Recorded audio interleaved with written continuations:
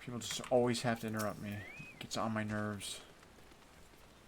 I'm being careful, I swear. The slope was steeper than I thought, and I lost my footing for a moment. That's all. I'm not injured if you don't count my pride.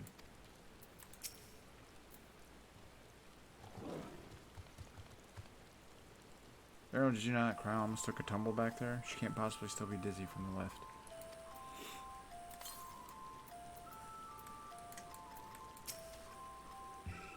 Everyone seems to have made it through without incident. Nothing of consequence, at least. And as promised, the tunnel has delivered us into the medial circuit. As I recall, this tier is where they keep a wide variety of samples for agricultural production. Barronville's assumption holds true. The specimens are being collected in preparation for a great migration, and we should see evidence of such plans in the area's research projects. Let's follow the path to the nearest farming facility and see what we see.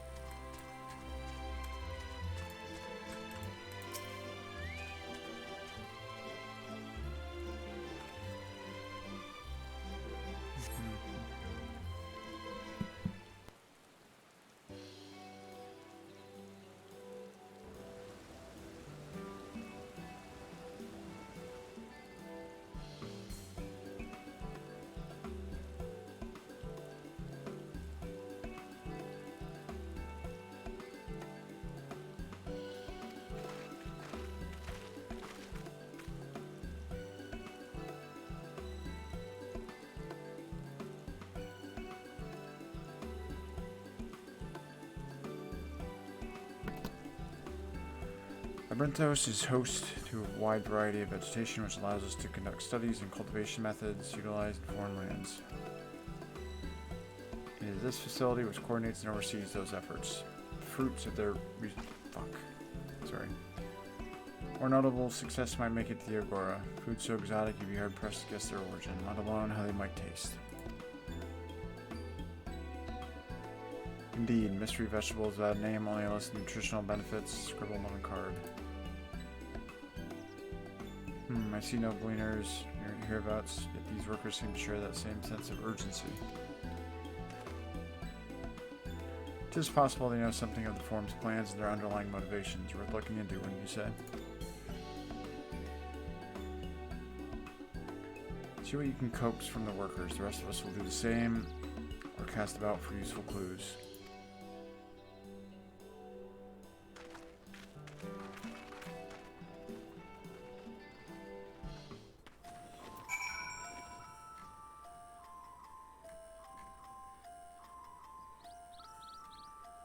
Aha, now I know where we are. This is Marial Agronomics. Labrinthos is host to a wide variety of vegetation which allows us to conduct studies and cultivation methods utilized in foreign lands. And it is this facility which coordinates and oversees these efforts. The fruits of their research go to feed their Labrinthos colleagues, or so I hear. Okay, that's set.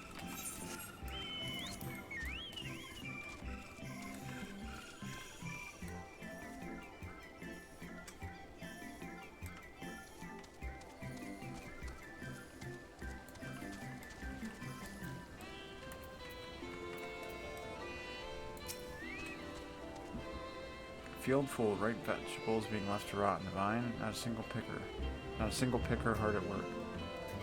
Clearly, procuring readily available fresh food is not the Forum's priority.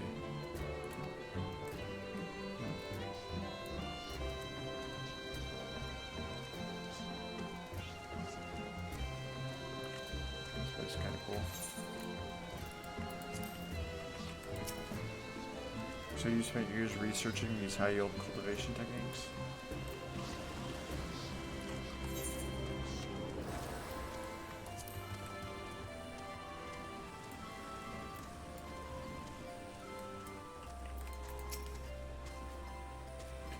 I'm told this cart holds a harvest meant for the larders here, nothing out of the ordinary.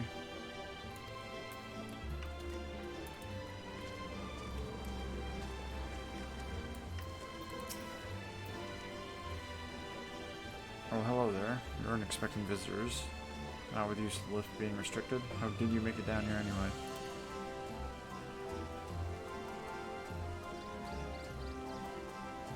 Mineshaft, you say? Well, you're much harder soul than I. Under normal circumstances, I'd reward such tenacity with a guided tour of the field, but I'm afraid the form has us filling order lists a mile long. Massive yet detailed requests. Literal wagon loads of crop samples hardly any time to put them together. When I first heard of this grand reorganization, I assumed we would be shuffling around old stock to make room for the new. Then came the orders for ridiculous quantities of seeds we've already thoroughly researched. Passing strange, eh? My press for an explanation is met with vague assurances that all would be revealed in due course. Not the most satisfying answer. Visit us again when the lift is back in normal operation. I should hope we'll have all new crops to show you by then, but we probably won't.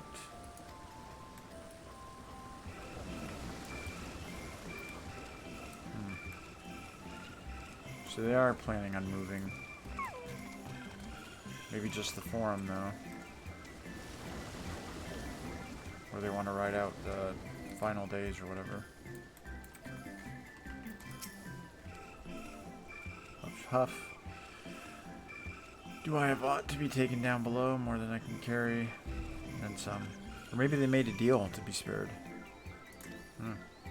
Most of our stock is sent off via the cargo lift, but some has been earmarked for aerial transport. Hence the stack of crates atop that hill over there.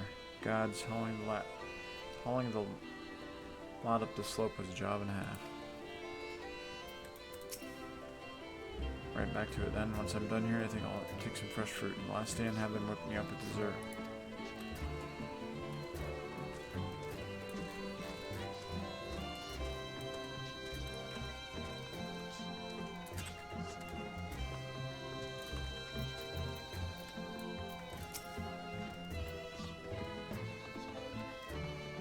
What crops are we raising? Well, as you can see, this one is a variety of grapes.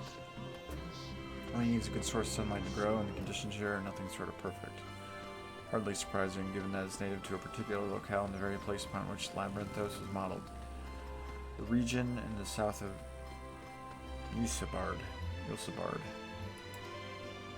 It boasts remarkable habitat diversity, allowing for myriad flora and fauna to thrive. Chilly peaks in the north give way to swaths of temperate plains, which in turn transition to a hot, humid coastline. Such bountiful territory is even contested, as you might expect. It used to be called Corvos, for the Imperials renamed it Locus Amonis. The forum saw it not as a prize, however, but as the researcher's ideal environment. One whose climates we strove to recreate within the confines of Labyrinthos, it's since provided a rich foundation for countless experiments and cultivation.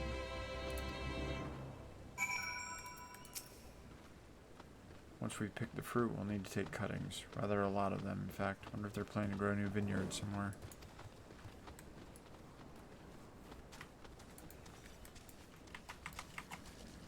Yeah, I mean, they started over once before here, so they might be planning on starting over somewhere else.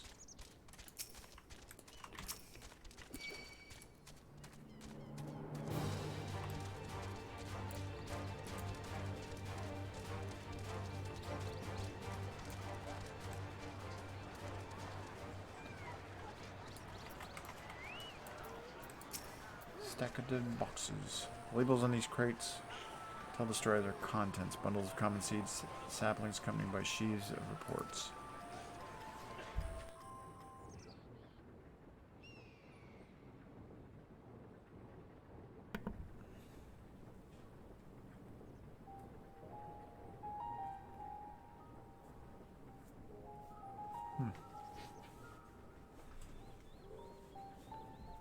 They're nice. Hard to look away, isn't it?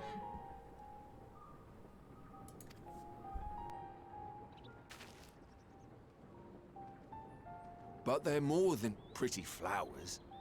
Heart blooms are attuned to ambient emotion.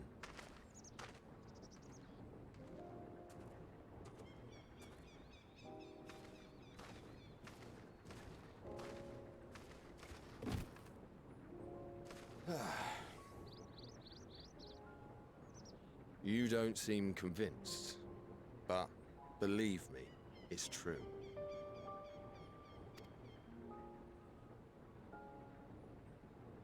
This ashen grey, for instance, it mirrors the anxiety and urgency of those working nearby as they rush to fulfill sudden orders.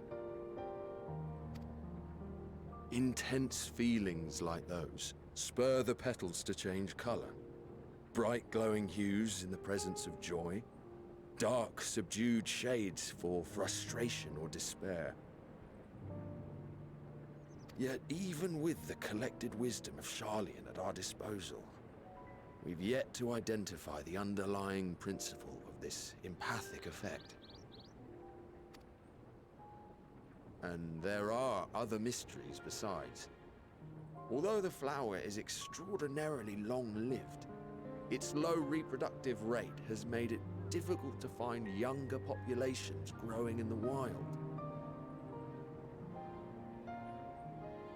With too few sightings to map its distribution, and no closely related species to track, we've been unable to pinpoint its land of origin.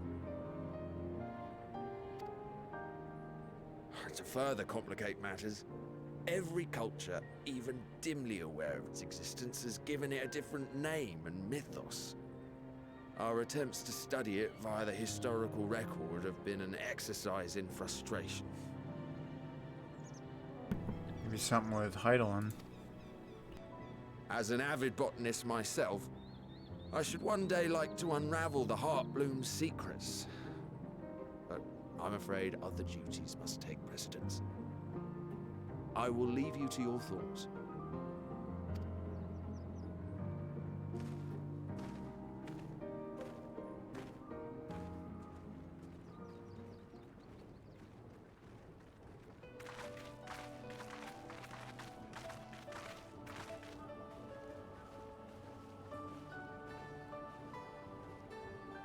Have you learned aught of interest?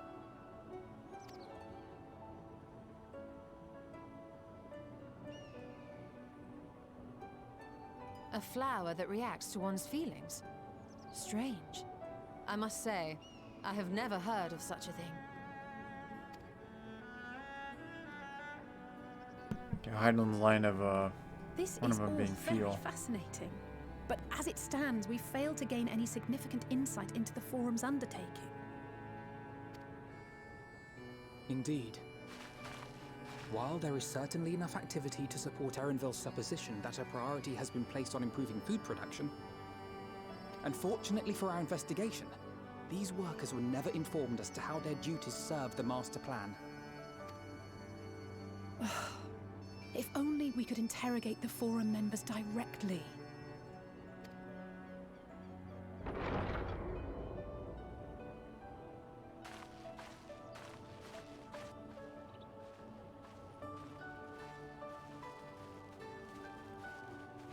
Isn't that the entrance to the Archaean?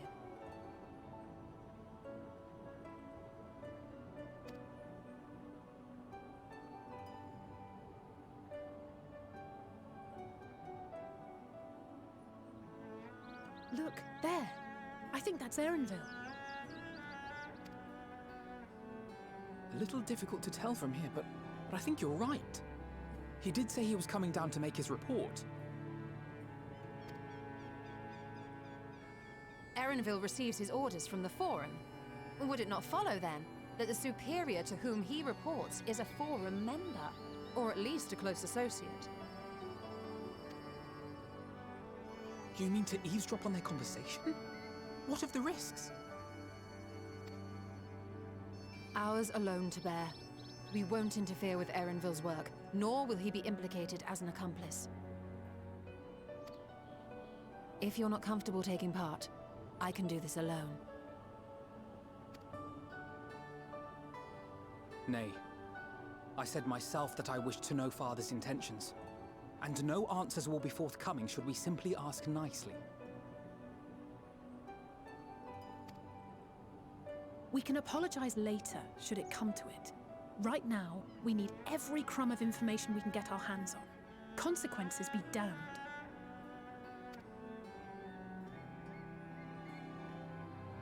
It might be best if you came along as well. In fact, we should all...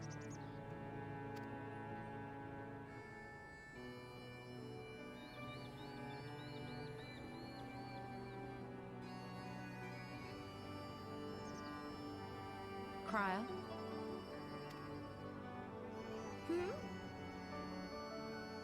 Oh, yes. That certainly sounds like a plan.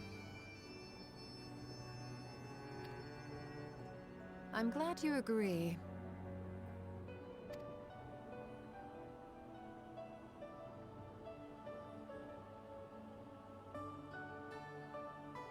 Quickly! Erenville is on the move. We need to get closer before we lose him.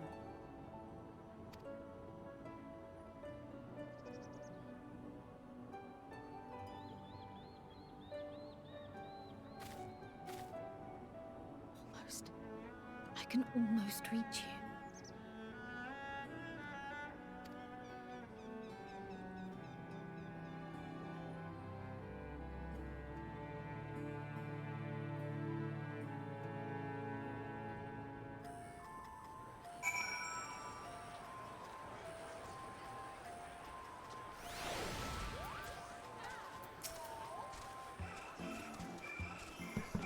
Feels wrong to spy in Erenville. Helpful as he's been, but what other choice do we have? Whew. Let's get after him already. We've waited too long as it is. I don't know why I'm tired today. I slept a lot, but man. Forgive me, my attention's been elsewhere. We were following Erenville, weren't we? Kryle's still feeling unwell, and never seen her so distracted. Keep an eye on her, but keep moving too. We cannot let our quarry slip away.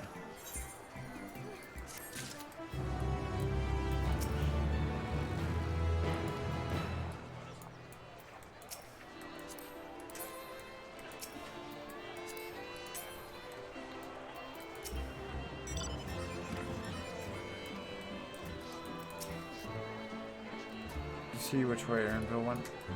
I'll be right back. Bathroom break.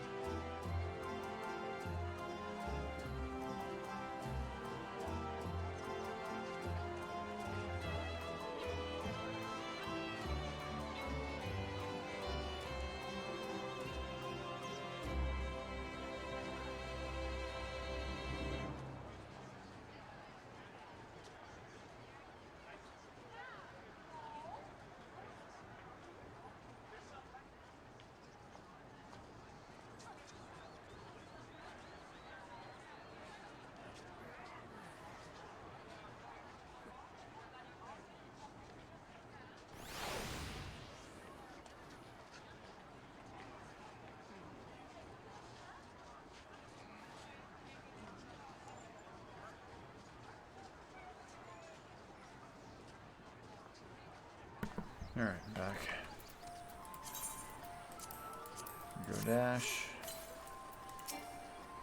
Oops.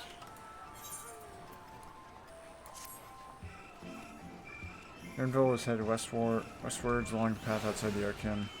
Archon? Come, still catch him. I missed what she said when she first said it. I think that might be a dungeon too. Or something similar.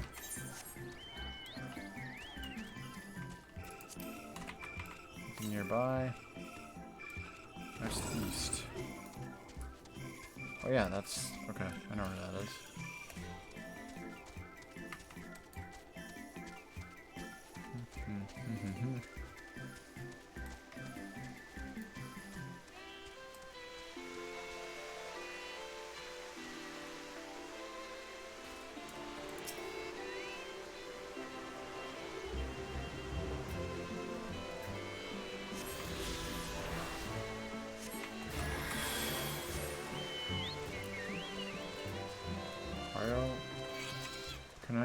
Cryo, something like that.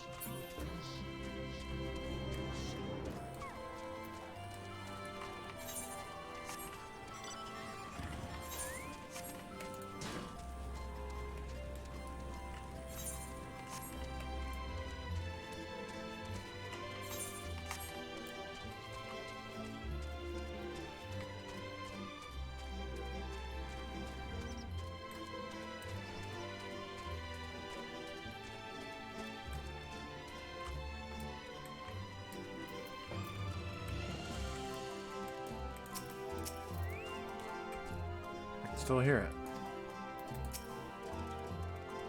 We've fallen too far behind, and this damn mist won't help matters.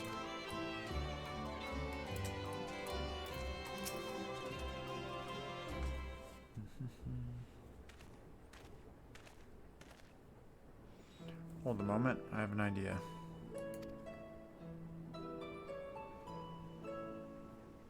Memory serves, that colossal wall-like structure is Logisticon Beta, one of Labyrinthos's climate control centers. Should have its own list, with which one could access the upper or lower tier. If I were an agent of the forum, I would make for a convenient meeting place. It would make for a convenient meeting place. But even if we happen to find Erinville in the company of said agent, we cannot expect them to reveal issues of importance as we nonchalantly stroll past. Nay, we shall have to remain undetected. Only Graha and its vanished spell were here. Oh, but there are other ways of turning invisible. Hippity hop, my little toads. Nice. Goodness.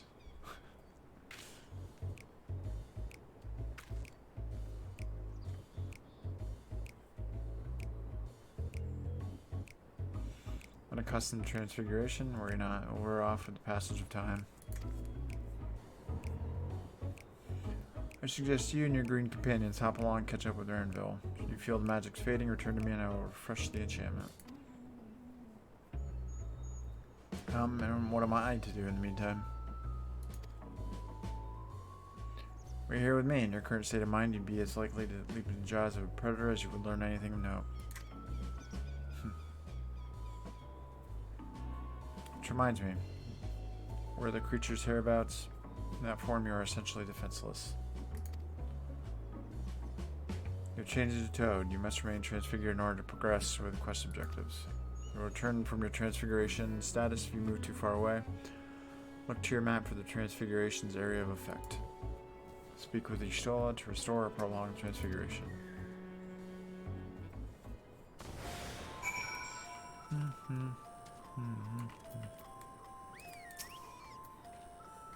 So I would have enjoyed being a toad for a little while, if only for the change of pace. But you stole is right, I'm too preoccupied with other matters. Ribbit, ribbit. Ribbit, ribbit, ribbit. Alpha Toad and Ala Toad are now accompanying you. Keep them at your side in order to proceed to quest objectives. You can leave your quest companions behind by entering a different area, putting too much distance between you, or by speaking with them and selecting the option to part ways. If you wish to have your companions join you again, return and speak with them at the original location.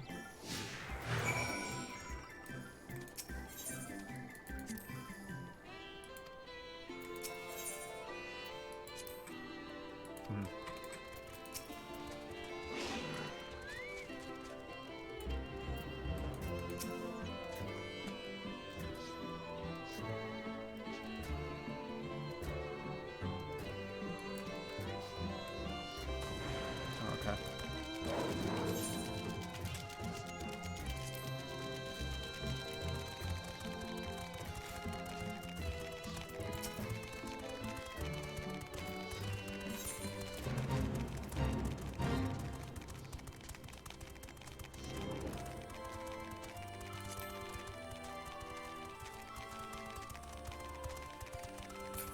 Almost walked into that one.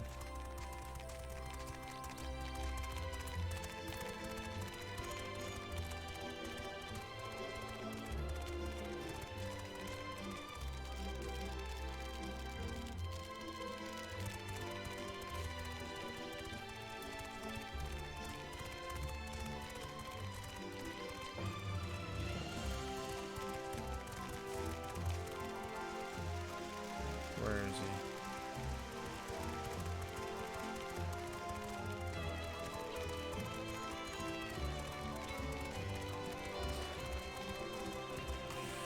Ooh.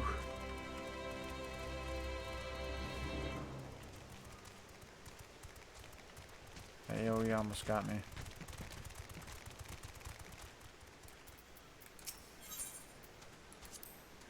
Discuss your surroundings. Up to attempts fail, shake his head, but nevertheless understand that he's telling you this is the wrong way.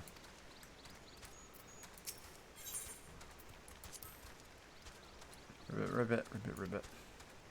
The toad turns to face north. Perhaps she's suggesting you cross the bridge.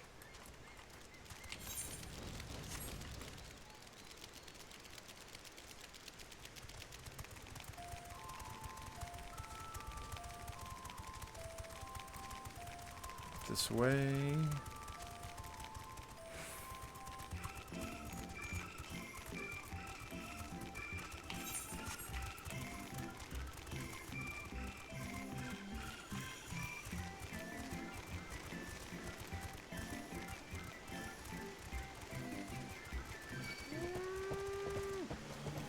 Crap.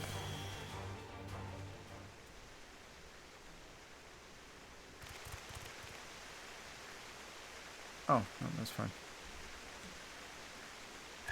Made it.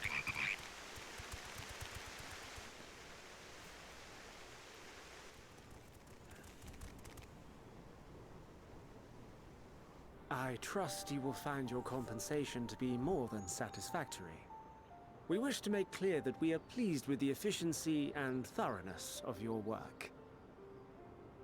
So much so that we have come bearing new tasks in need of your competent hand.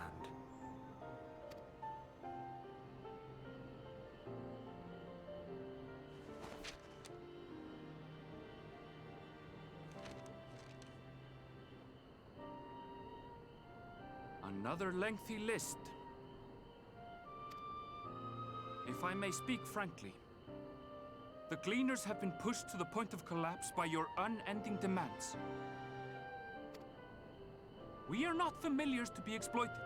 We are Charlian scholars, and we deserve an explanation for this unseemly treatment. What warrants such urgency?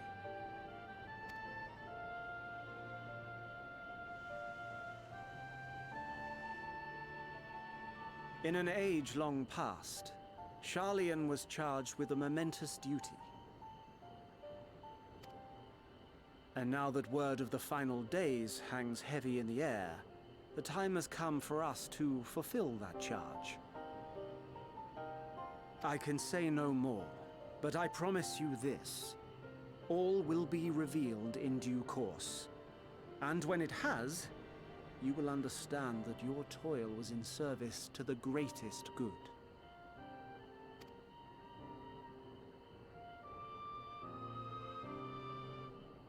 Then I will do your bidding. For now. But unless you wish the Gleaners to rise up in protest, I advise you to offer tangible improvements for our working conditions. Your promised revelation does nothing to address present circumstances. A fair point. Your concerns will be conveyed to the Forum.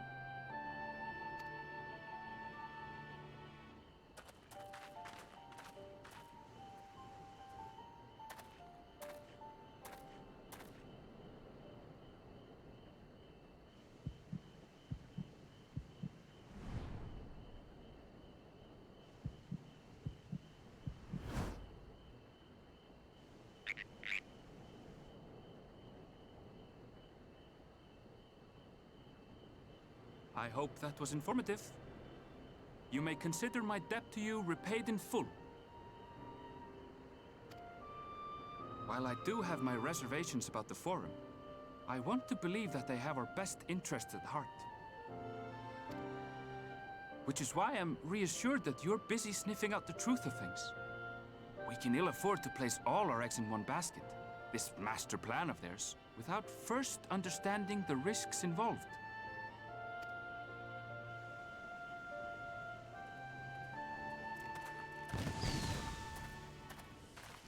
Wait! How did you know it was us? If you mean to impersonate a toad, try studying the real thing. And don't try to fool an expert.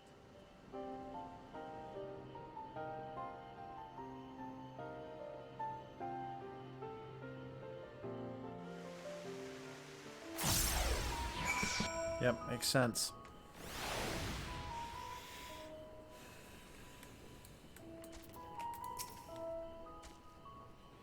Our toad performance needs work, apparently. I'll have to pay more attention next time I see one. I suppose you should have known a gleaner who specialized in animal procurement would not be so easily deceived, yet he seemed inclined to put his trust in us all the same. More importantly, perhaps, we discovered a new piece of the puzzle. This momentous duty the Forum agent mentioned. Charlene has been called to action. Telefori's declaration was the catalyst. Whatever charges they hope to fulfill, they deem it of sufficient import to disrupt all of Brinthos, not to mention ignore Eorzio's request for aid.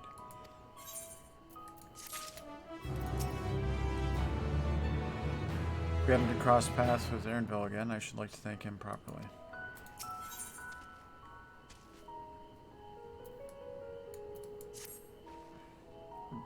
What duty could warrant the direct involvement of the Forum and the commitment of all its resources? Judging by what we just heard, none of the Gleaners were offered any kind of explanation. At this point, it seems abundantly clear that we'll learn nothing new by pressing them further. We should head back to Ystella and Cryle for the moment and see what they think of this.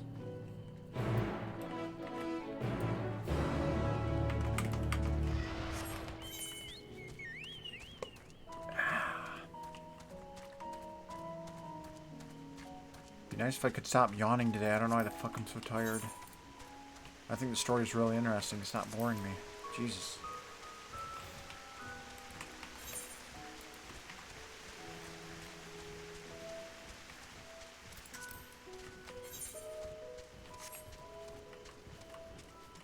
Actually, is there any south, west, east?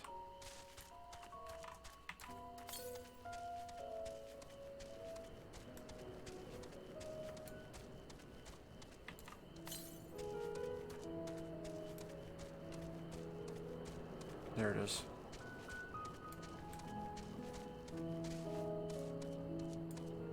Get them as I go along.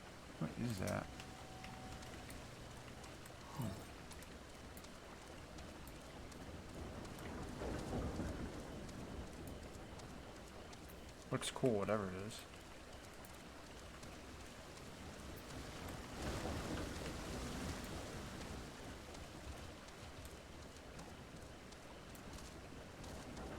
Oh, carbuncle mount? Cool.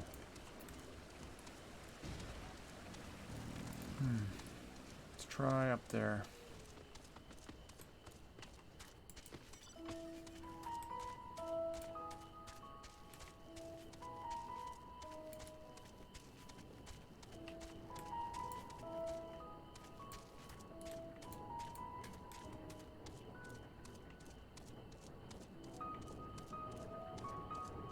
Give me a better look. That looks awesome.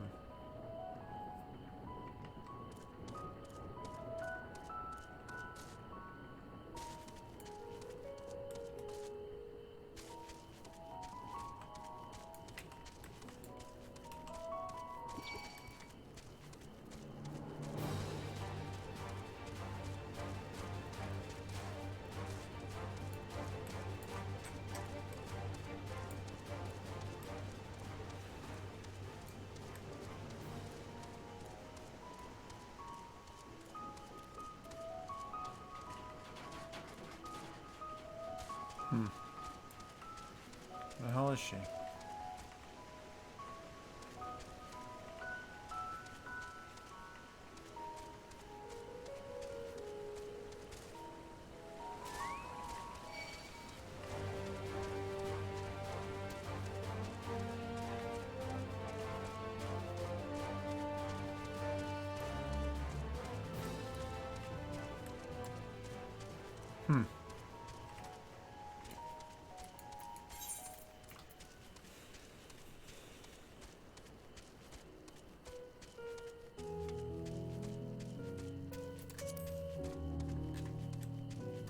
Maybe I wasn't looking close enough here.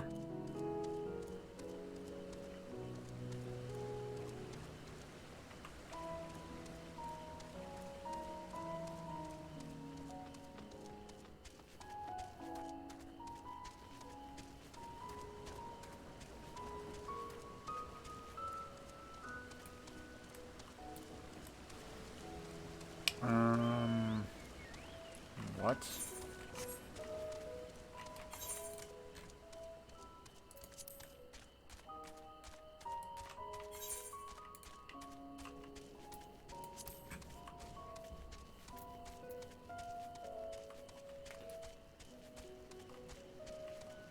Cryo, where aren't you? Is she way over here?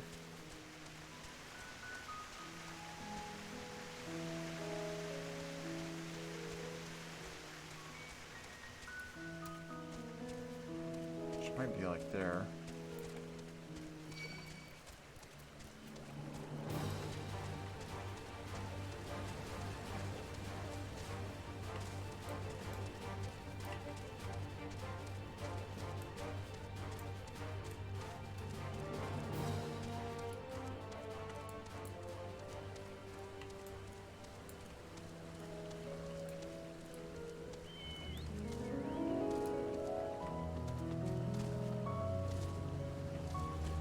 Come on, hop up there. Quite, huh?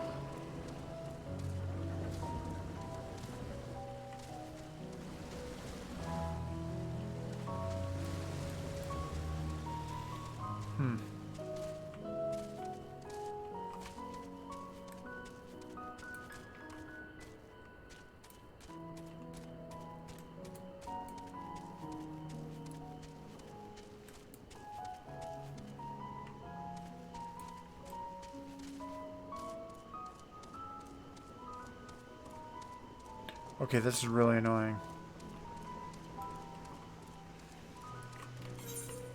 Search up this way.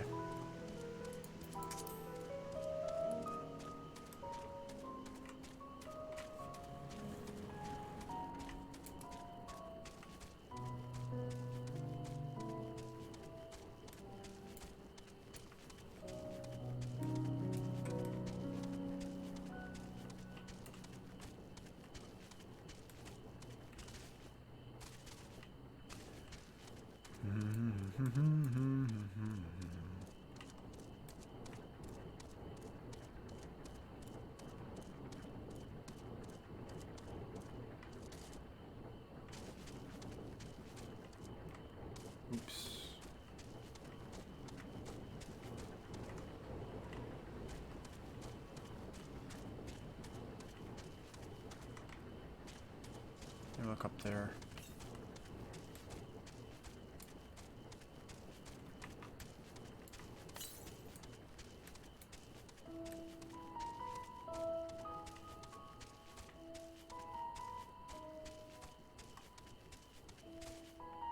I can get up there.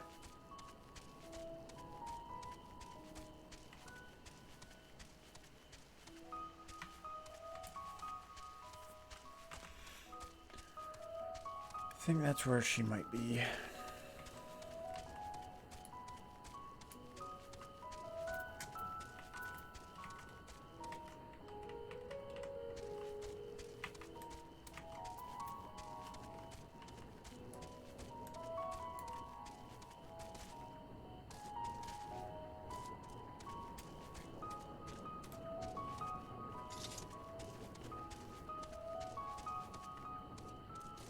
Speaking of that, I'm sure artisans are freaking out of all the new stuff they're going to be able to do.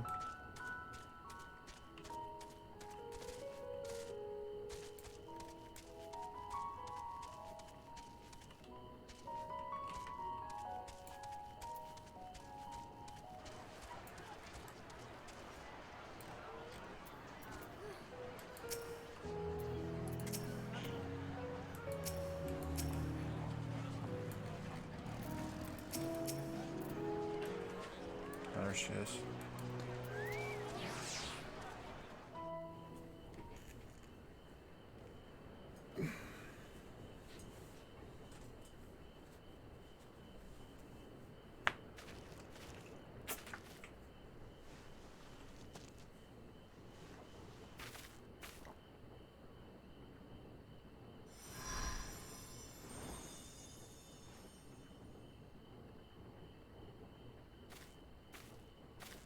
For you.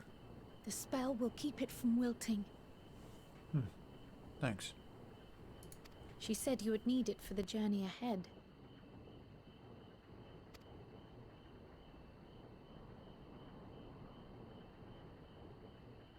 Will you speak with her now? I cannot hope to match Minfilia's clarity, of course, but...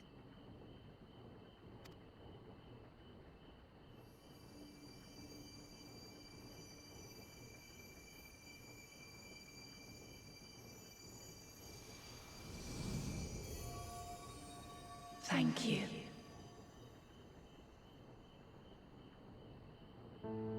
Do not worry. She has lent me her body for only a moment. Just as I could not save the first from the flood of light, it has become arduous for me to interact with the physical world without assistance. Though I might converse with you for a time, the incorporeal form I assumed on the ship would be incapable of casting even the simplest enchantment. It is in the depths of the ethereal sea, the place to which all life returns, where my influence is greatest. After Minfilia's sacrifice on the first, it was to the sea, here in the source, where I ferried her soul. I wished that gentle spirit to find rest in the world she loved so well. Her, and another who may yet have a part to play, though that will depend on you. Take the flower, walk free, for you are free, to go where you wish, to believe what you will.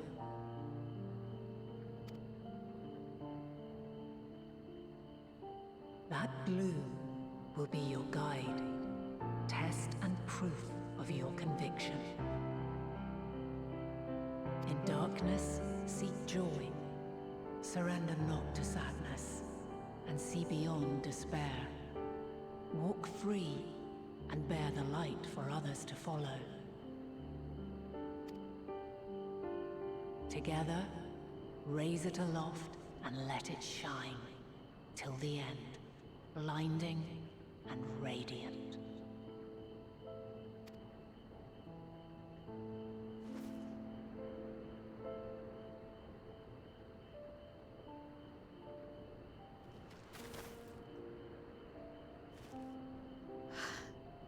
was all too brief. Already she seems so far away.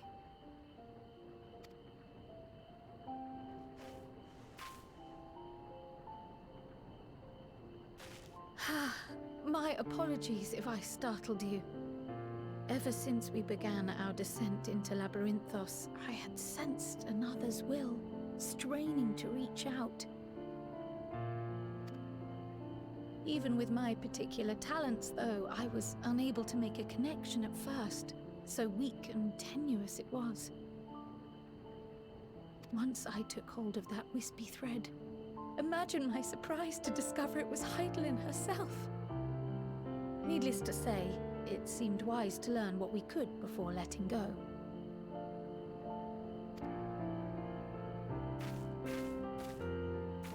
Her answers were more cryptic than I would have liked, but at least she left us with a guide of sorts, that unusual flower.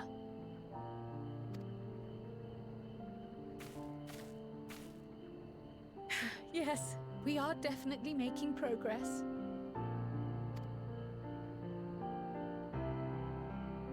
You can't be serious! We've done nothing wrong!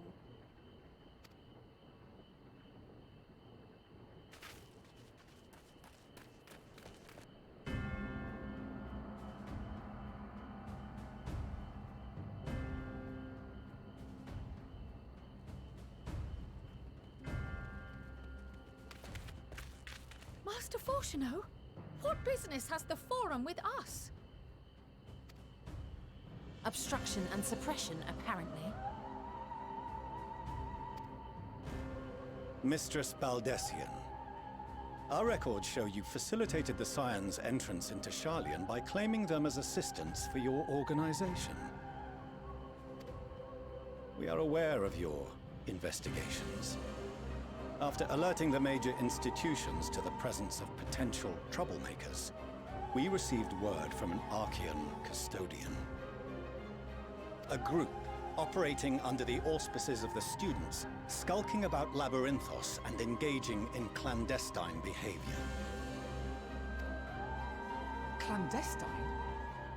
We may not have entered Sharlayan as Scions, but we did naught to conceal our identities.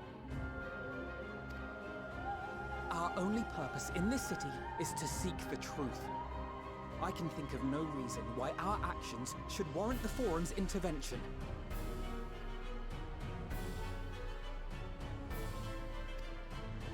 It is not our way to discourage the pursuit of knowledge, but the timing of such pursuits must be considered, not to mention their potential impact. With the world in chaos, we, the true caretakers of wisdom, have committed ourselves to an undertaking that demands the utmost discretion. And we will not risk its success by turning a blind eye to disruptive foreign elements in our midst.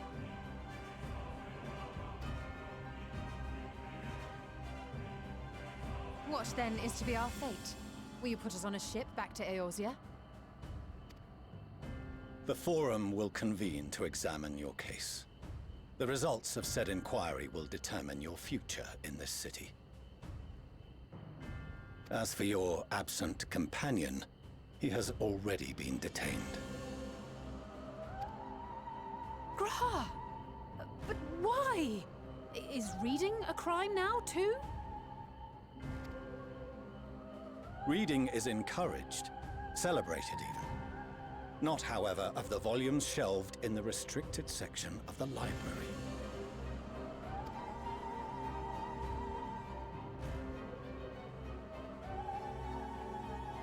Refusing to comply will only make matters worse. Let us instead treat this as an opportunity to open a dialogue with the Forum.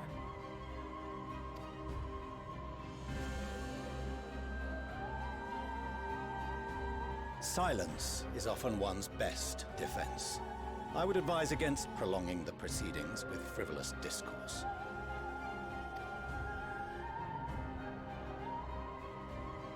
But enough.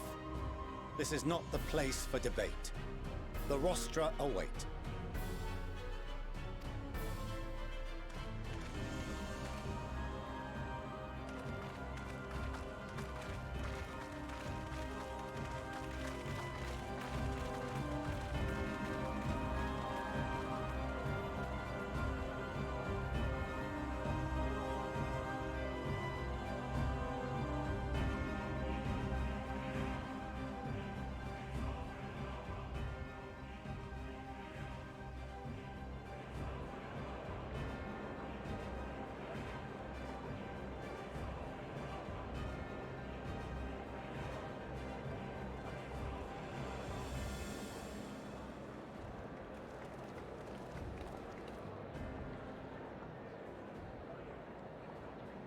Forgive me. I was careless. We would have been detained regardless. This way, at least, we managed to stay together.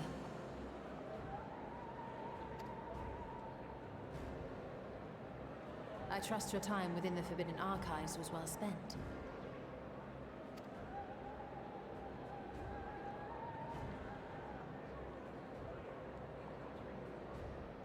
The Forum will come to order! This inquiry is now in session. As Speaker-elect, I will be presiding over the day's proceedings. Wow, things just got bad real quick. Master Fortuner, would you be so kind as to restate the matter which compelled you to summon your colleagues with such urgency?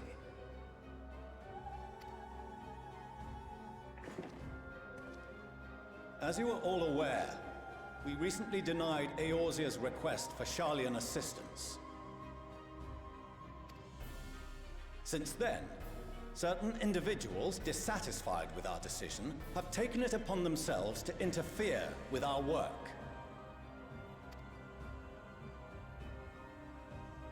They entered our nation masquerading as associates of the students of Baldessian. But these malcontents are better known as the Scions of the Seventh Dawn. These militants wield influence with both the Eorzean and Eastern alliances, and are inextricably involved with the crises presently afflicting the world at large. Loose in our city, these warmongers sought to meddle with and expose matters of state secret. What are they, if not a dire threat to be expelled?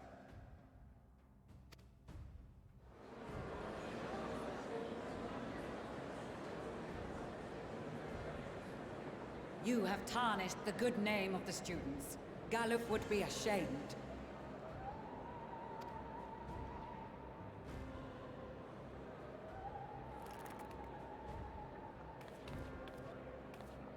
Galuf Baldessian was never one to forsake his fellow man.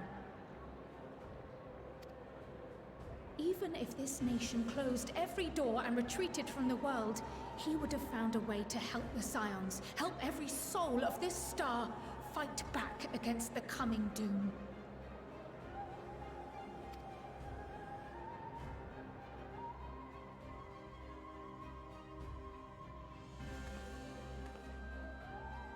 A terrible enemy stands poised to lay waste to all we hold dear.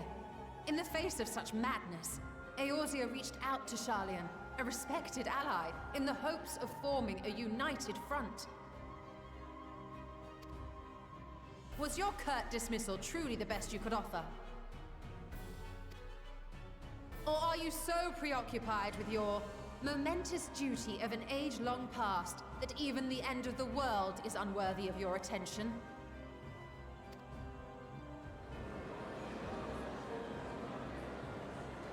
Whence came this revelation?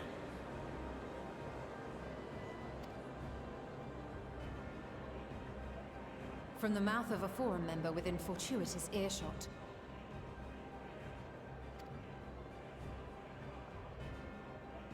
Then it seems your findings support my own.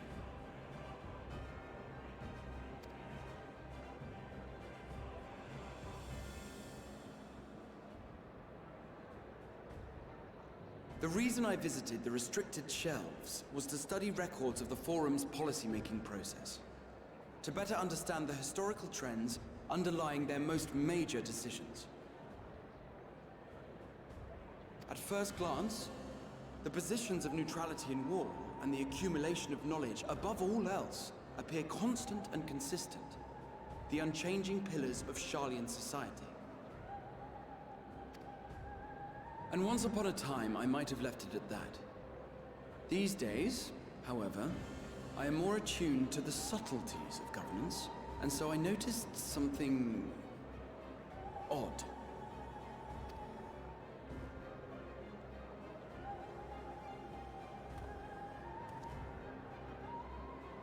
From a particular point in time, the purpose of these policies shifted. No longer was knowledge preserved for the benefit of society. Rather, society was to be gradually reshaped to ensure the preservation of knowledge.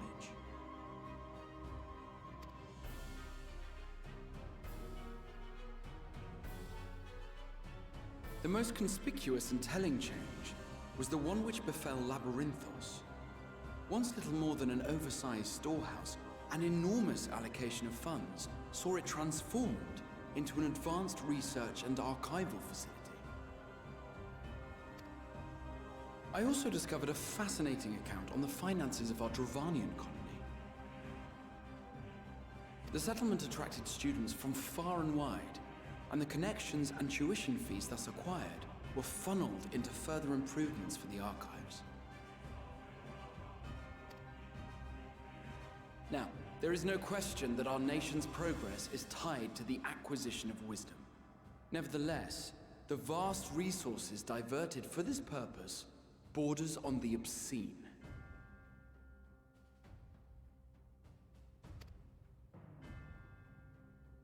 But returning to the matter of when, our change in course appears to have been made some 270 years ago.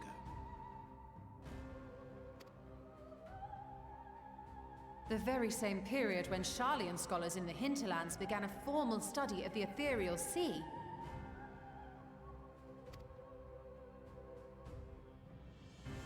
You found something, did you not? And whatever it was, gave rise to your oh-so-important duty.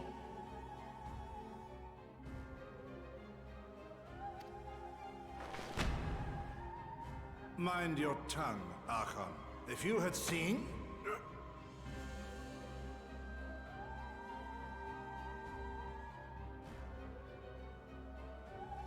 Yes.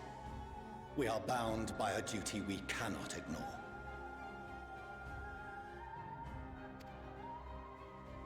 Knowing this, what would you have us do?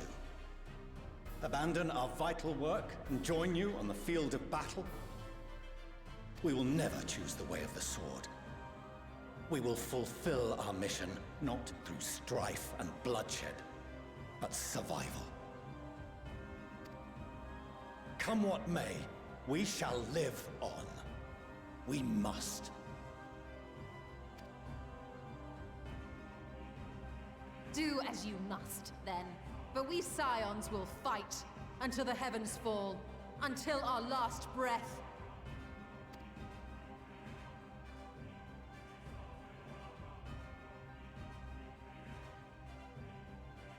Such misguided zeal.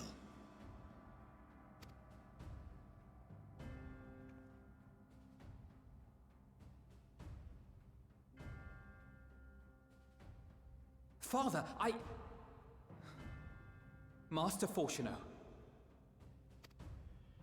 I fail to understand the stance you have elected to take. But by the same token, I have yet to find a compelling argument to counter the challenge you put to us in Gridania. Still, in the midst of my uncertainty,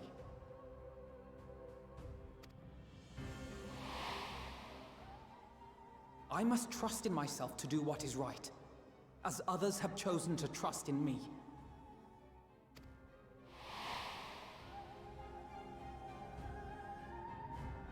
So I will continue, as I always have, weighing the consequences of my every action, and allowing my hope for the future to inform my decisions.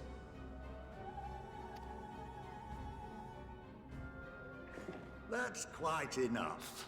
Have you all forgotten the reason for this assembly?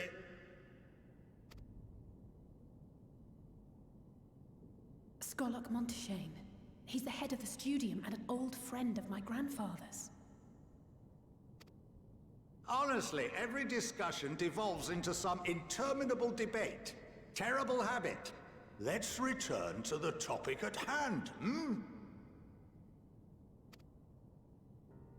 By their own admission, these Scions have resolved to fight alongside the Eorzean nations against the doom which swift approaches.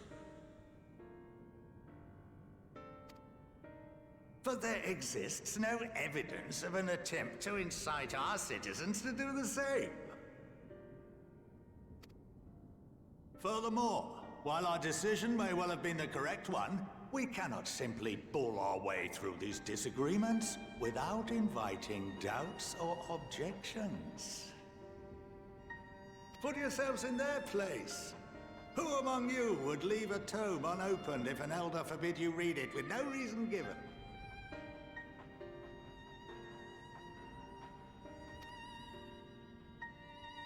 No. If we're to quell further discontent, then we must conclude this matter with a fair and even hand.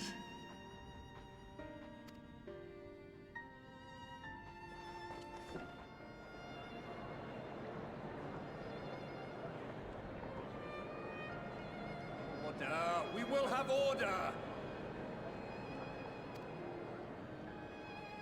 Master Montaigne raises some valid points. Keeping such concerns in mind, I propose we enforce the following measures. Until further notice, the students of Baldessian are to cease any and all activities within the domain of Sharlayan. You will also refrain from any further investigation into the Forum's decisions and duties. Failure to comply with these restrictions will result in the immediate expulsion of your Scion associates.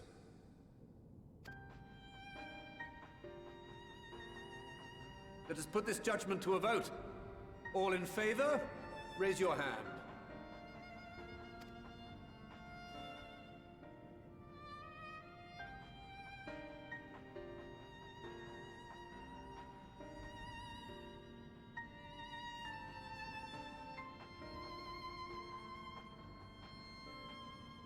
I count 51 for and 48 against. The proposal is passed. Students, Scions, you have heard the Forum's judgment. Pray abide by it, or face the consequences.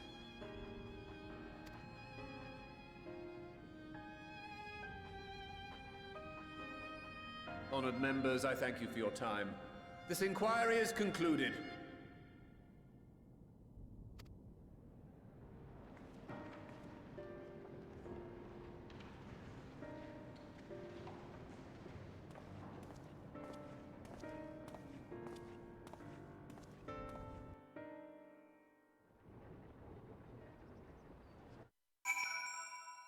Let's see, didn't Heidelin say her power was increased in the Ethereal Sea or something?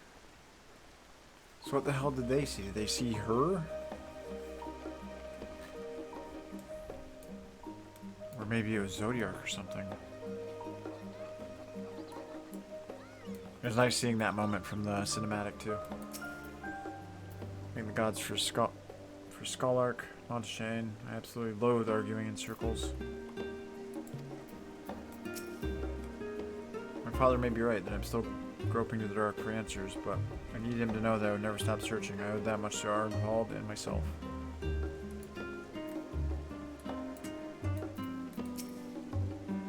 You may encounter some raised eyebrows, but do continue to claim the students as your sponsor whensoever the need arises.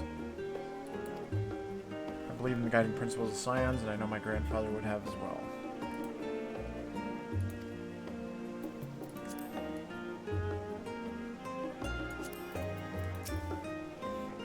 I apologize for the trouble I've caused you. I was pondering the significance of what I had just read as I left the restricted section. I knocked over the security man on my way out. Promise to be more vigilant next time. Big deal. At least we've been allowed to remain in the city. And our endless investigations have not been in vain. We now know that this mysterious duty of theirs began with whatever the Forum discovered in the Ethereal Sea. With our freedom so sorely curtailed, however, we will struggle to learn not more of substance here in Sharlayan.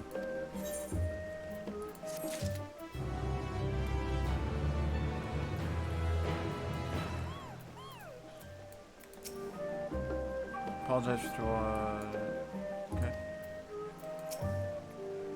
We shall have to think very carefully about how we are to proceed from here.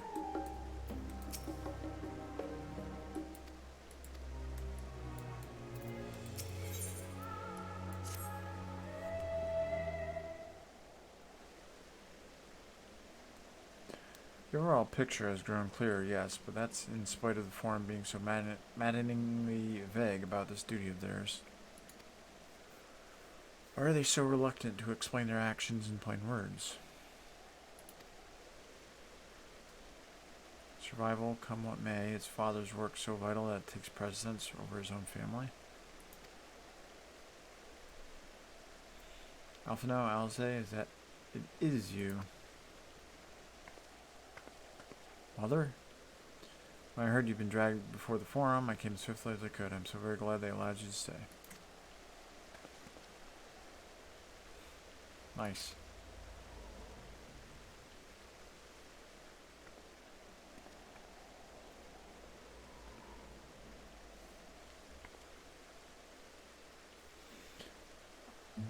Meliance Lavalier at your service. And you find people must be the scions of the seventh dawn. How lovely it is to finally meet you.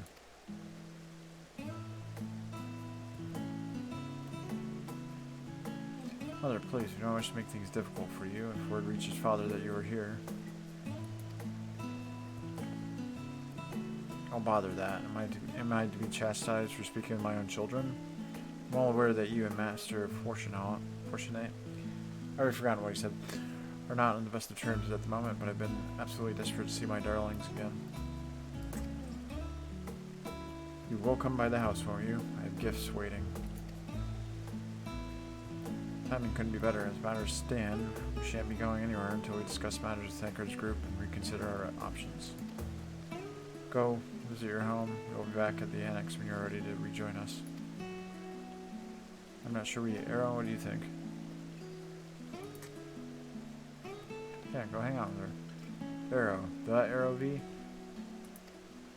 What a splendid day this has turned out to be. Champion Eorzea, I insist that you join us.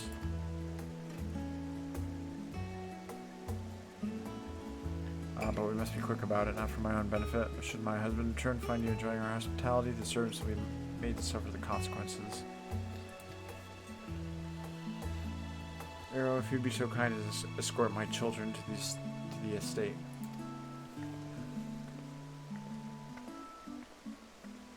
Then she was gone, with her any opportunity to protest.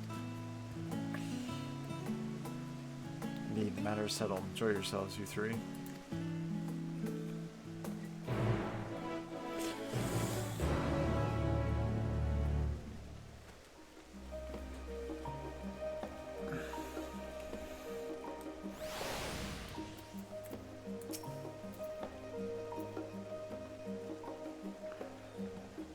I'm sure Alphino thinks nothing of it. He invited classmates over all the time, but I wasn't the most. It was a different time for me, alright?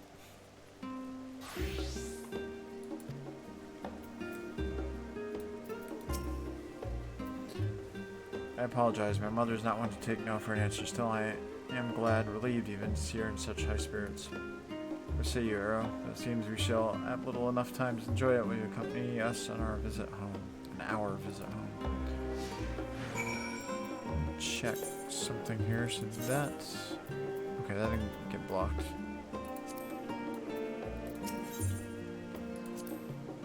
Let's give Alze a push then and be on our way. An hour away. Fine, for going, then let's get it over with, but be sure to stay in the entrance hall. No peeking into our private chambers. Thank you very much. Why ever not? Your room was always perfectly neat and tidy. Various things they'd rather keep themselves, don't they? Cherished mementos you couldn't bring yourself to throw away. Childhood toys. I mean, God, never mind. Valier Estate is that way. Straight down the stairs. Come on. No, now it's here now. Company can keep them at your side in order to proceed with the quest objectives. Can leave your quest companions divided by a different area. Okay, same thing.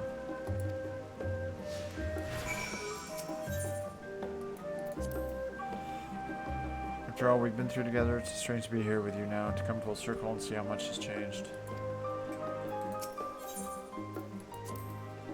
Valier Estate is in the northern part of Journey's End, just down the stairs from the Rostra.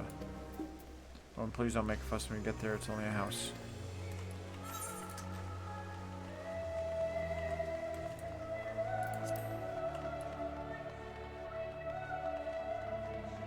Oh, it's snowing.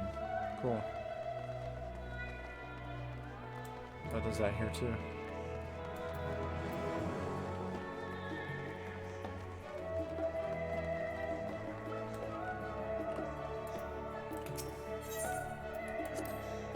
Alice and I were little. This bridge was as far as we were permitted to wander alone. I say alone, but my mother or servant was always somewhere nearby, keeping a watchful eye. Now look at us traveling different continents, different worlds even. As children, Alphino and I would often wait here for our father to come home from work. Must have been a day when his meetings ran long, because I remember growing restless, leaning out over the railing to watch the water rush by. Father, of course, arrived at the exact moment. Came pounding down the path in panic, crying out my name.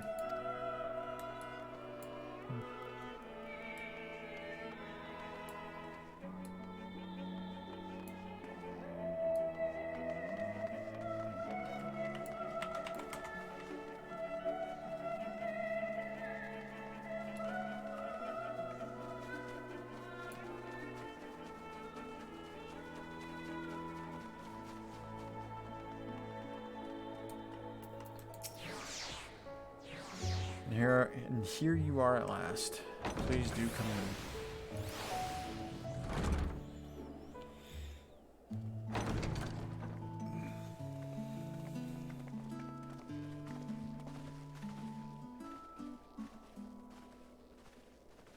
Welcome home, my lady.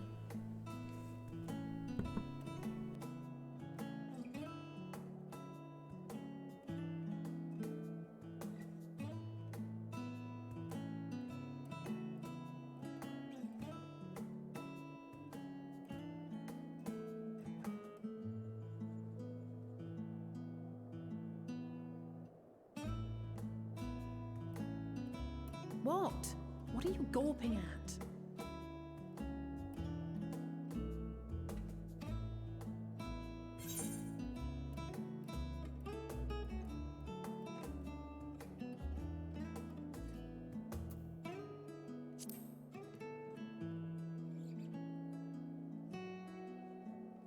Oh, gods, please don't. It makes me feel like a spoiled princess.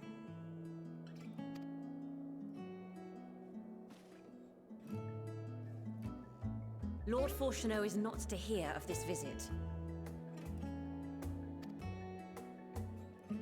And I should also like the children to have their gifts, ere my husband makes his return. As you wish, my lady.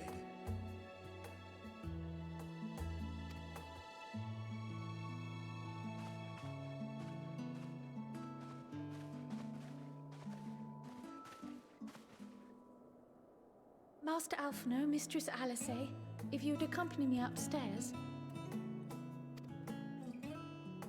We shan't be long.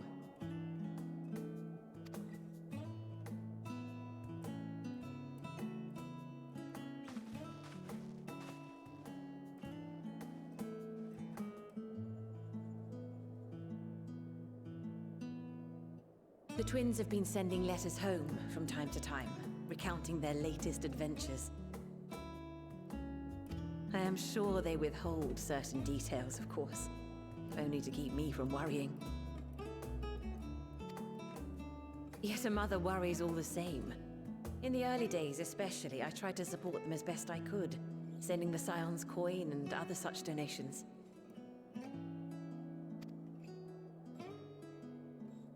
Fortunately, they have found the strength to overcome adversity time and time again.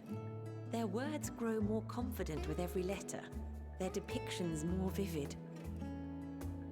The triumphs and defeats, the joys and sorrows. It is clear that they have come to find value in every experience. But of those they treasure most, it would seem that meeting you might be the most impactful. Why, since that fateful day, I do believe there has not been a single missive in which you were not mentioned by name.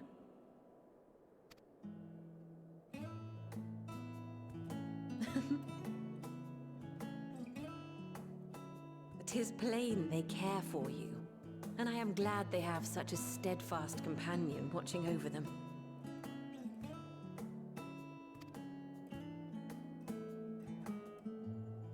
Under normal circumstances, I would offer you tea, but alas, these are anything but. In any event, why don't you keep me company whilst we await my children's return? Perhaps you might regale me with a tale or two of your exploits. I wonder if the gifts are the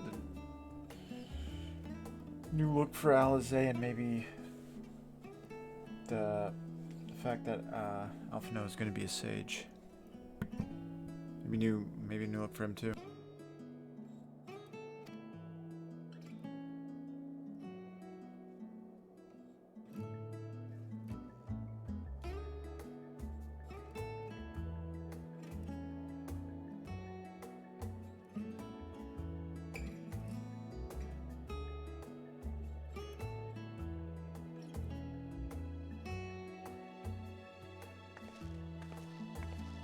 When you mentioned gifts, I wasn't sure what to expect.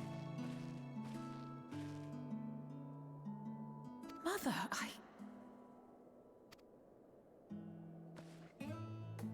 Oh, look how well it fits you. And the style is to your liking?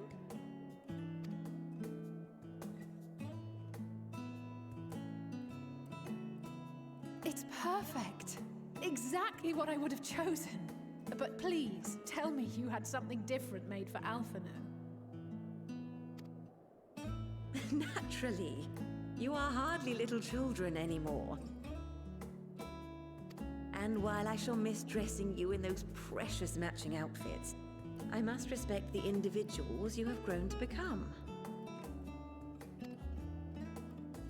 See for yourself.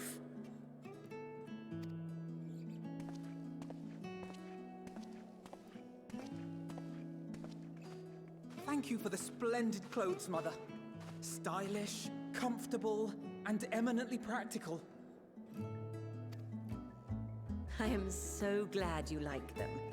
They are, however, missing one final touch.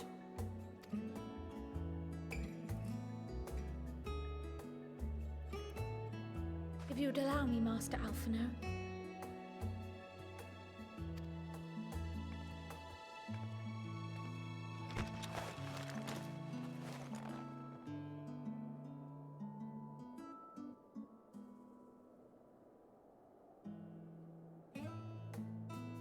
Wait. Are these... A sage's tools of the trade. They belonged to your father.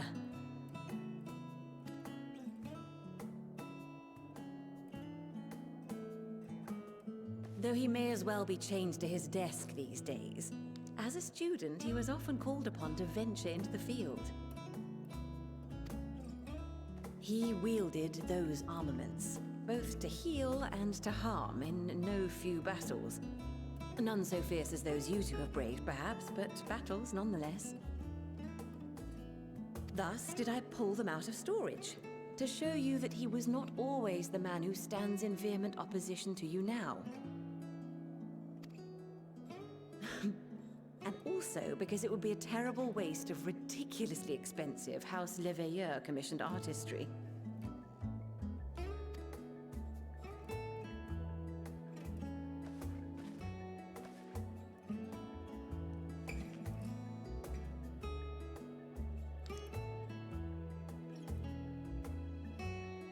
I am told these devices are quite difficult to master, but someone of your extensive experience should soon have them darting about with grace and aplomb. May the wisdom in that crystal serve you well. And please, try to find common ground with your father, that you might come and go without need for this awful subterfuge.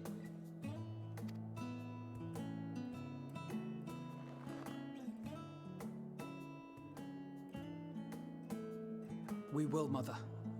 I promise. My final gifts to you, before you run off, are an observation and a suggestion. Firstly, Fortunato has ever been a serious man, but it was only after you were born that he truly lost himself in his work. I may not know the Forum's inner workings, but I know your father's. the timing of that change in him holds some significance. Secondly, do not seek to best your father with words. Far better that you simply show him.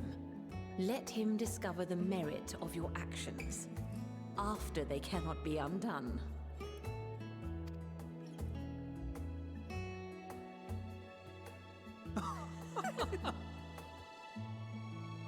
Oh, Mother.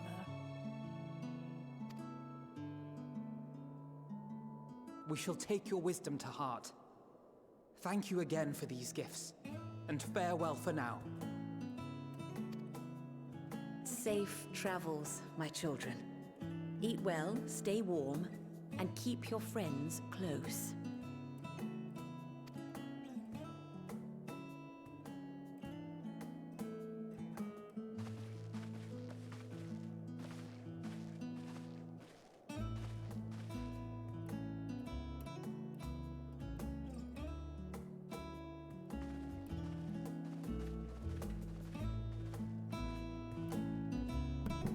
That was really good.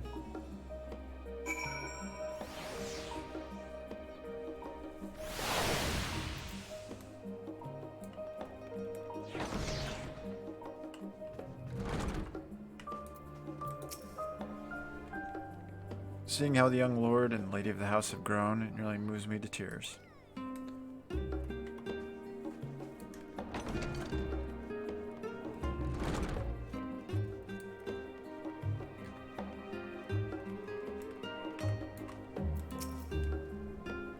And that was that. Only the gods know, and we'll be back again. Thank you for indulging Mother's request. I can see it meant a lot to her, and I shall refrain from inquiring as to the content of your private conversation. Yeah, she was nice. Our visit was all too brief for now, however it will have to suffice. As will these tokens of home that we carry with us, these gifts to help us remember who we are once we can. But enough sentimentality, let us return to the annex and rejoin our companions. Flapjack Phil. Whoops. Oh yeah. So are they right? Valdesian Annex.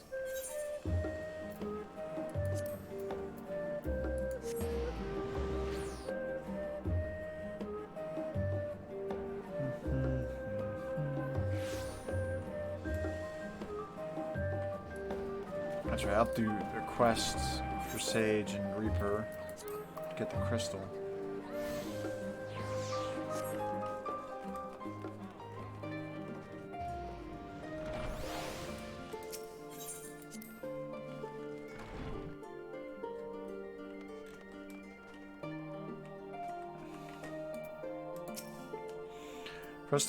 For us to feel responsible for the schism of House Levalier. I can't believe I keep forgetting these names as soon as I do it. Would be pure hubris. After all, we are merely on the outskirts of what is essentially a family affair. Leveilleur, I think is what it is. Leveilleur. Yet neither can we claim the indifference of strangers. To hear their mother welcome them so warmly was a joy and a relief.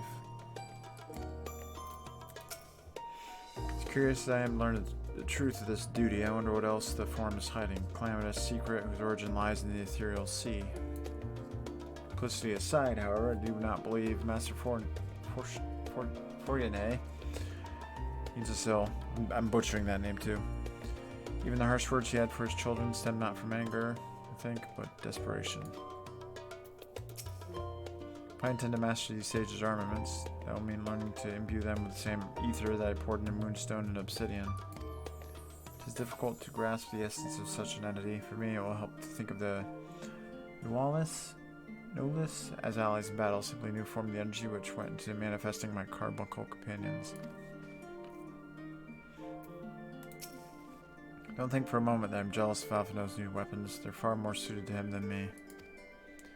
We left for Eorzea in matching outfits, but our styles, both fashion and fighting, have long since diverged. If anything, I'm proud of the differences between us.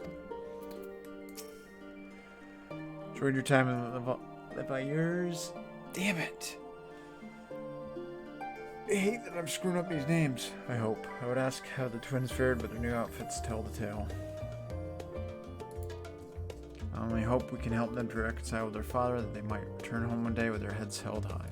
In the meantime, we edge ever closer to the secret the Forum strives to hide, and the flower bequeathed to you by Heidelin is sure to guide us going forward.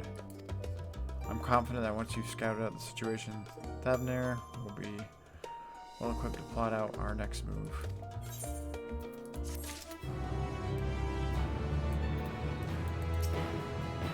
It's wonderful how a garment given in love can so easily change one's whole outlook.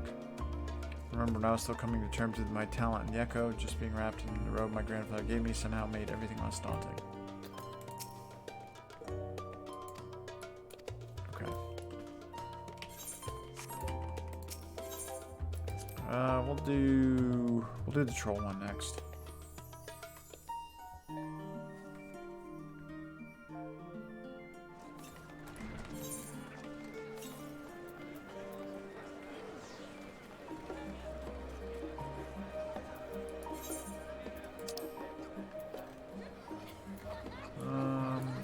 Probably...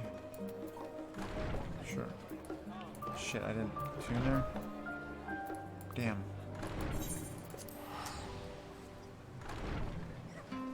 I'll have to remember to do that. I'll do that right now, actually.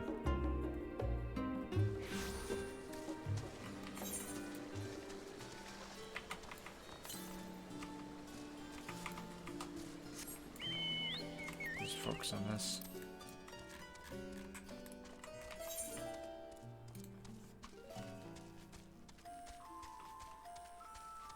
I mean, you can't get them all anyways. So get them yet anyways, so... Oh, I didn't even go that far, that's why I didn't get it. Ah, okay, this is level... mid-80 stuff. We'll go up this way, actually.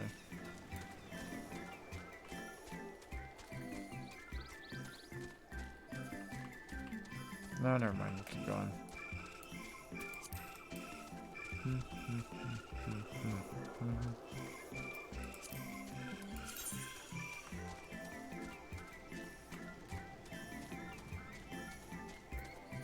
Glare 3.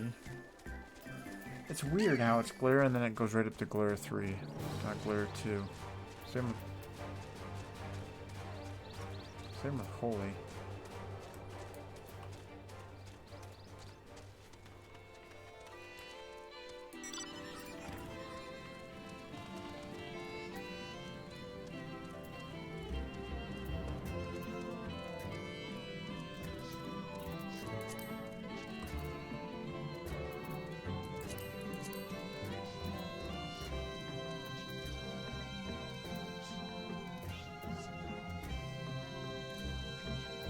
Here to 500. Okay.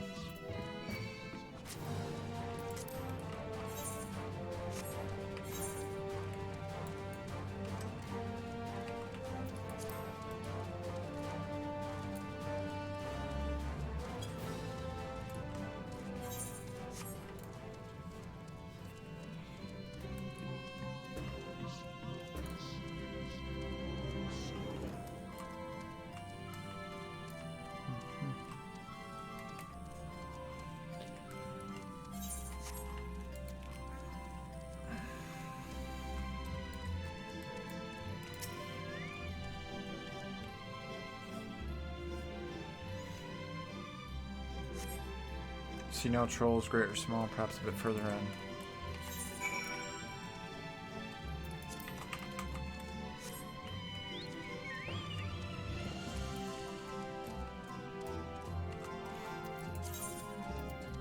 A lot of the food buffs when I do a dungeon here.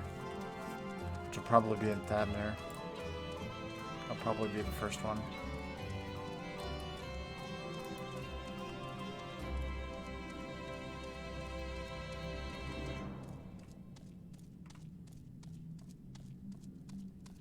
I think there's gonna be a lot of fighting in that area. Since this area makes sense why there would be less fighting, since they're just investigating things. Alright, gotta go this way.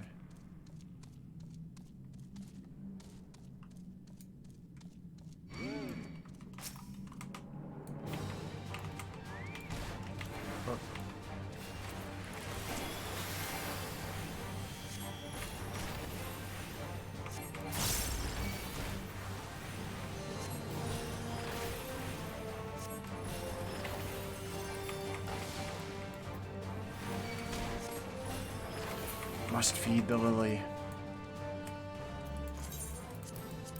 There you go, dash.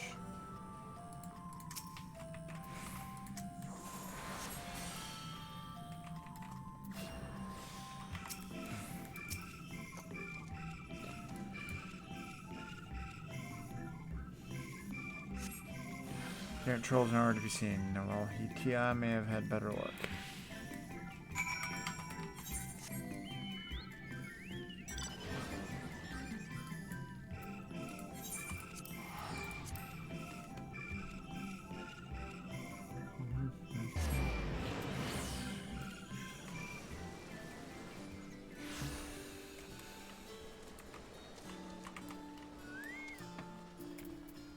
Has he?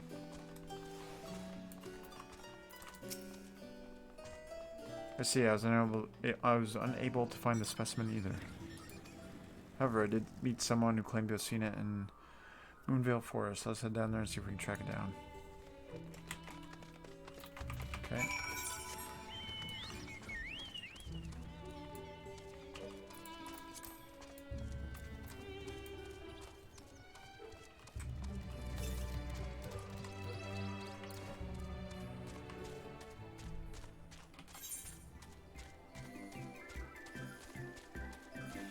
I hate seeing this now without the belt. It's weird. It feels like they should shift these down one. It just seems uneven. Same with the weapon. Weird. Yes, there can be no doubt.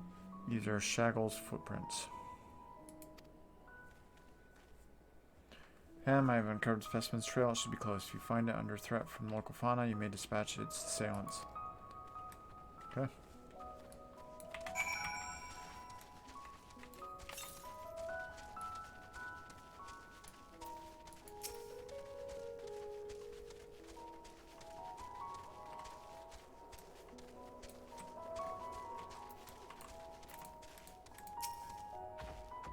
Oh no, poor Shago has been set upon by trolls. Trolls, quick to the rescue.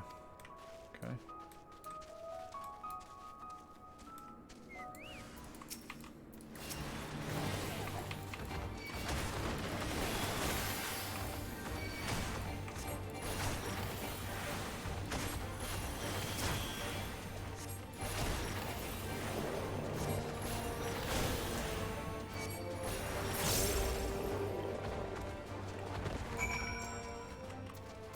Shaggles.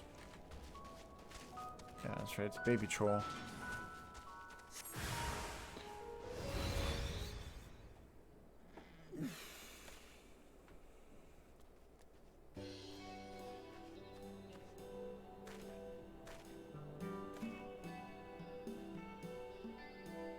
Oh, I'm so glad you're unharmed.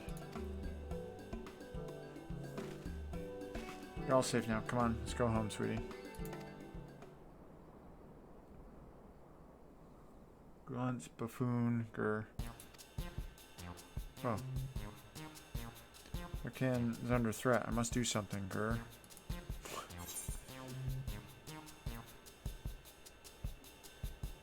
You can talk?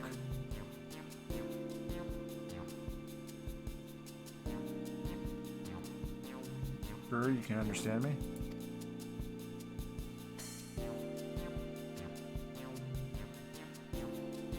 Wait, are you able to communicate with him?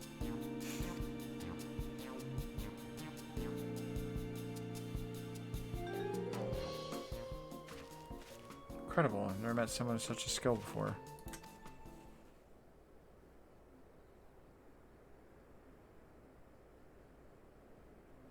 This bundle of joy was born in Labyrinthos. However, he was abandoned by his mother and in quite the state by the time we found him. He possesses remarkable intelligence for one of his kind. We've elected to use him as part of a study into the effects of growing up in an artificial environment.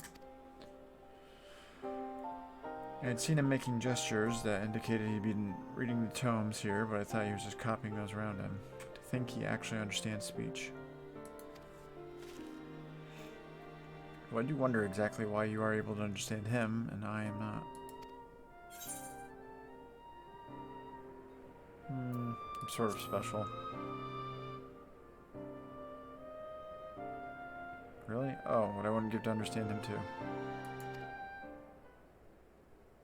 Gur, you possess the echo, don't you? I find it difficult to grur the way your kind do, but I suppose it makes sense that you understand my general sentiments. Oops. I happen to learn of said power from the tomes in Yarkhan. Honestly, that buffoon over there is surrounded by a sea of knowledge, and he makes no effort to engage with it. Grr.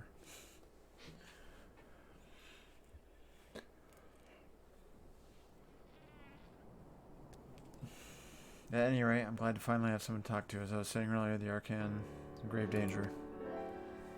Some guerrillas gleaner managed to bring woodworms in with them during a visit. If we leave them be, they're bound to cause irreparable damage to the materials at the facility. I tried my best to tell that buffoon, but it's no use. That's why I took a chance and went in search of some of my own kind to see if they would help. But you saw how that turned out. Well, what is he saying?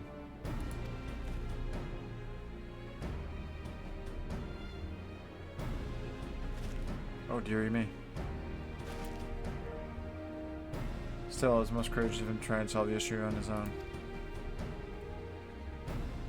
Now they're aware of it, we need to sort out this pest problem at once.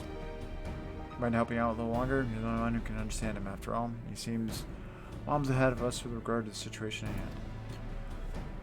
hand. Excuse me.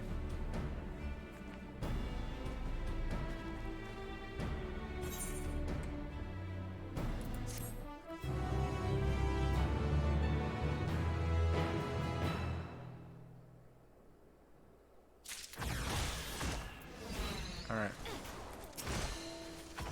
My help is indispensable for to get Shackle's voice in dealing with the infestation. Alright. Come back and finish that another time.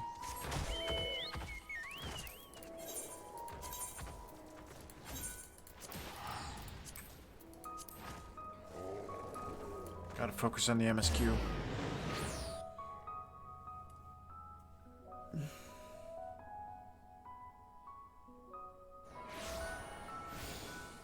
There's Mindu dancing again.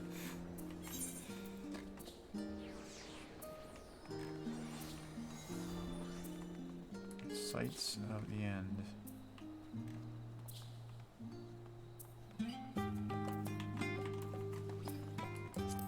Let's go see that.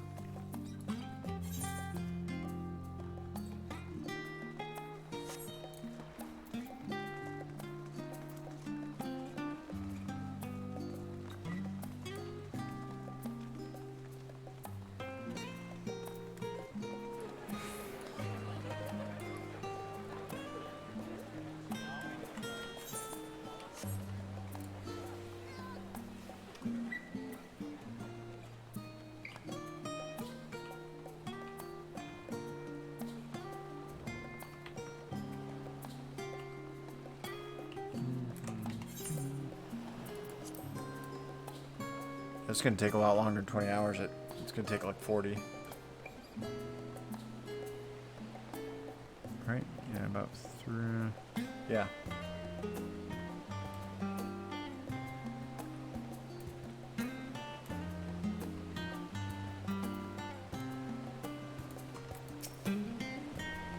Beg pardon, good sir. I could scarce help but notice that sightseeing log on your person. You wouldn't happen to be the adventurer my niece wrote about, would you?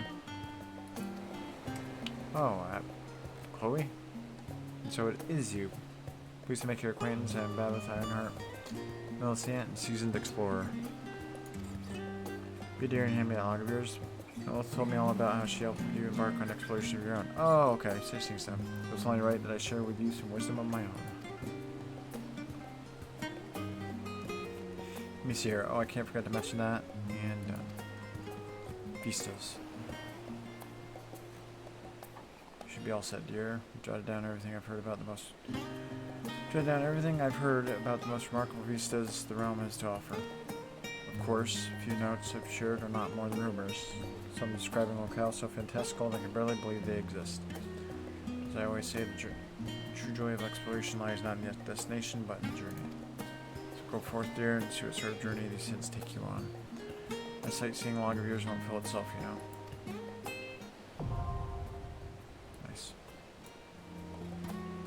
Endwalker entries have been added to your sightseeing log.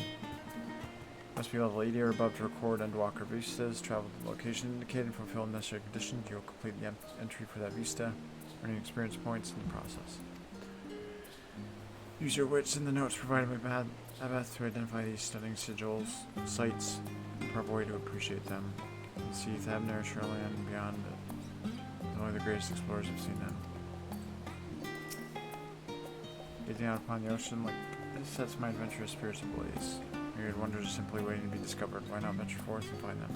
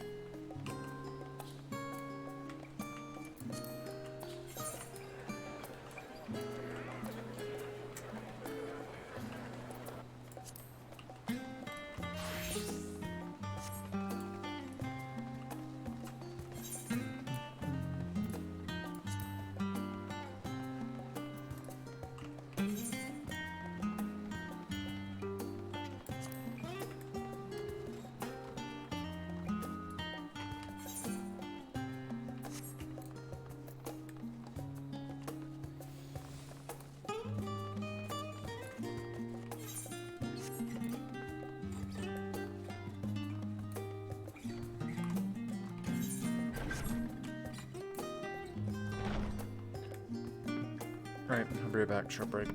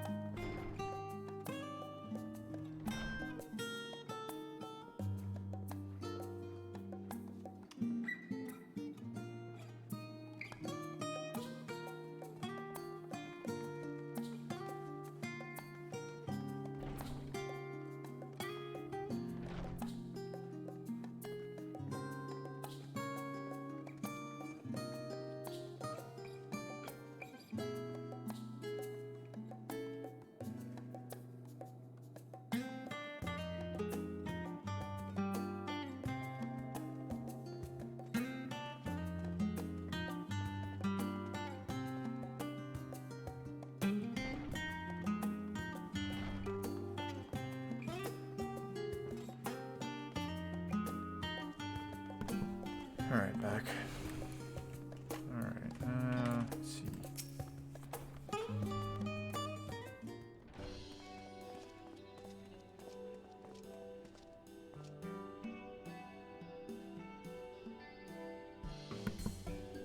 Well, now this is rather a lot of stern faces. Are my library books overdue again? Not to our knowledge. We're associates of Kryl and the students of Baldesion. Seek passage to Thabner and understand that you can assist us. Ah, the test subjects. Welcome, welcome. Test subjects? Oh, you hadn't heard? Well then, allow me to explain. In order to travel to an Aetheryte, you ordinarily need to be attuned to it beforehand. Otherwise, you can't use it as beacons to seek out while you're a mess of ether hurtling along the life stream. Inconvenient but incontrovertible limitation of Aetheryte teleportation. What if I were to tell you there's a way to travel to an Aetheryte without being attuned to it?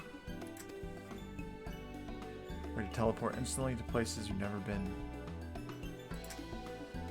For long years we labored to make such travel possible that people might move about more freely. And we've finally done it. We've created a new kind of Aetheryte that doesn't require attunement. Truly? That changes everything. Well, my language may have been a bit misleading. The user need not attune to these Aetherytes, but the Aetherytes themselves must have been pre-attuned to each other, thereby facilitating travel between the 2 points. But it just so happens that our first test pair of Aetherytes, one has been installed here in Charlian, the other over in Idlimod, port town in Thabner. As you may know, our nation has long maintained strong ties with the Rads of the Han, and indeed we owe much of this breakthrough to the contributions of their alchemists. So to sum up, we're to test these Aetherytes. How fortuitous for you.